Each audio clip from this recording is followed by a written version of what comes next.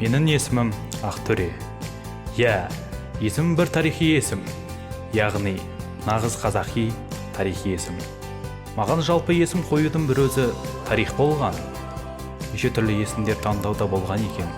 Төрехан, Үйтөре, Жантөре, Ақтөре. Қарап тұрсаңыздар, бәрі тарихи аттар. Сөйтіп мен өзіме Ақтөре деген есім ұнап, өзіме жақын болып, осы есімді өзіме алдым десем болады. Әрине әзіл. Осы есімді атам қойыпты. Айтпақшы, атам кезінде тарихи кітаптар көп оқитын. Бастала салып, неге тарих жайлы айтты демеңіздер.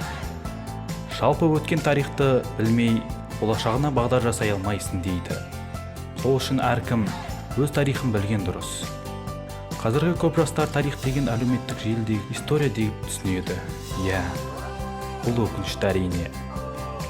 Сөйтіп мен жастайымнан тарихқа қатты қызығатынмын. Қандай да бір зат көрсем, соның шығу тарихын оқып, қызықтайтынмын.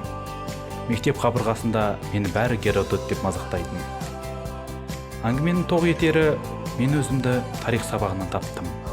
Яғни, нағыз Ақтөре, ол тарихшы екенін сезіп, мен бар уақытымды осы пәнге арнадым. Тамақ ішіп отырсам да, далада жүрсем де, жатарда да, көлікте де, жалпы барлық жерде тарихты зерттеумен болдым.